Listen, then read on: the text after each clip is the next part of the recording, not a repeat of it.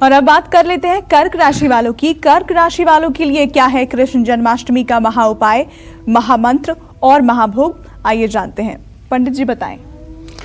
देखिए, कर्क राशि के जातकों को बताना चाहूंगा कि आज आप विधिवत सफेद या फिर पीला या जोगी रंग, नारंगी रंग का कपड़ा पहन करके, स्नान करके, प्राणायाम करके भगवान श्री कृष्ण का ध्यान करिए।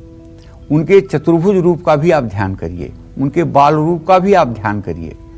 अर्जुन को उपदेश देते हुए भी उनको अपने मन में चिंतन करिए और किसी स्वरूप का ध्यान करके उनका आवाहन करिए कि हे प्रभु, आप यहां विराजमान हो। आवाहन के बाद पाद्य, अर्घ, आचमनी,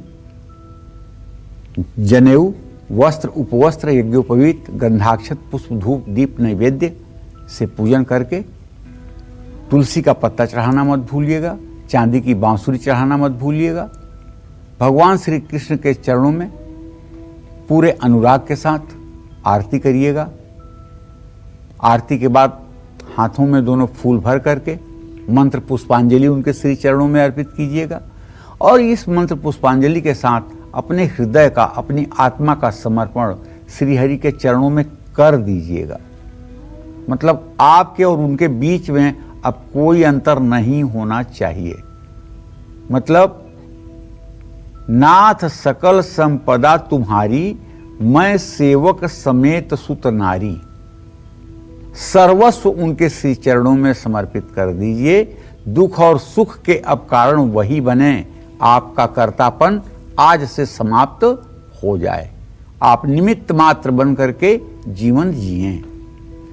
जन्माष्टमी के शुभ भोग में अगर पानी वाला नारियल आप ले आएं और उसका पानी निकाल करके चांदी की गिलास में रख करके माखन मिश्री के साथ भोग लगाएं तो शायद ये आपके राशि वालों की मनोकामना पूरा करेगा।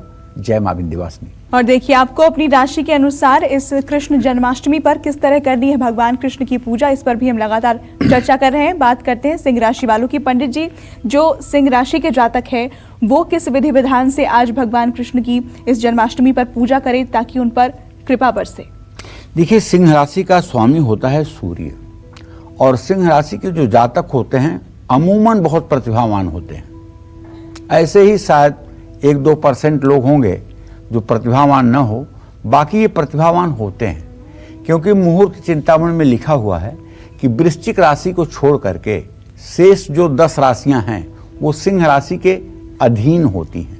अधीन मतलब उन्हें सिंह राशि के जातक की बात मानना पड़ता है, उनके दिशा निर्देश में चलना पड़ता है। सिर्फ वृश्चिक राशि इसका अपवाद है। ऐसे में भाई आपको तो भगवान श्री कृष्ण की विधिवत पूजा करना बनता है। आज व्रत रखिए, पूरे दिन कृष्ण लीला का आनंद लीजिए। मोरपंख लगा हुआ मुकुट सुंदर जन्माष्टमी पर पूजन की विधा के बीच में श्री कृष्ण को समर्पित कीजिए।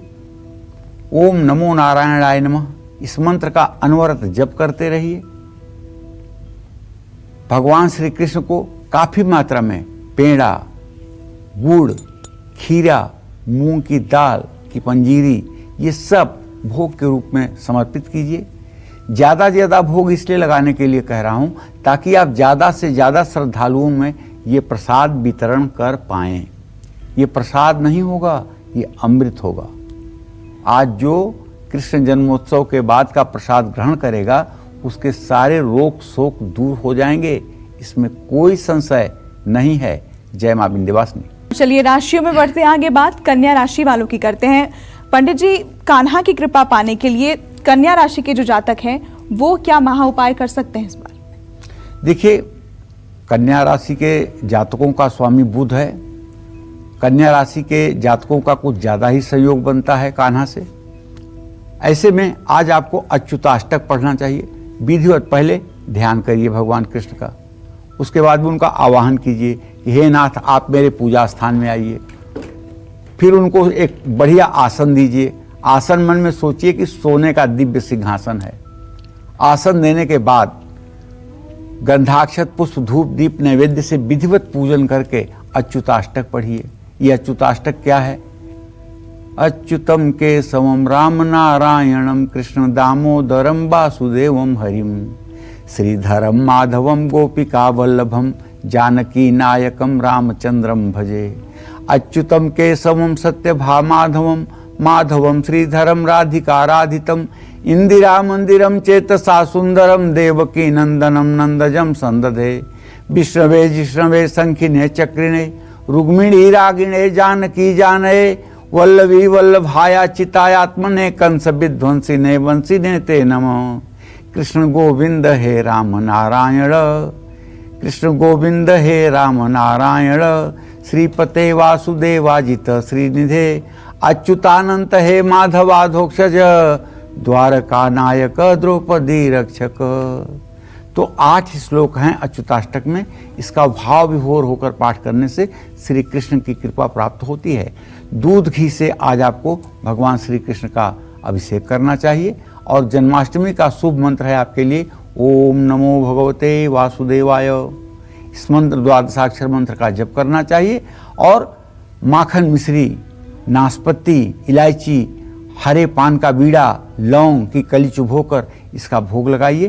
प्रसाद वितरण श्रद्धालुओं में 12 बजे रात के बाद करिएगा और आज पूरा दिन आपका कृष्णमय रहे ऐसी व्यवस्था रखिएगा।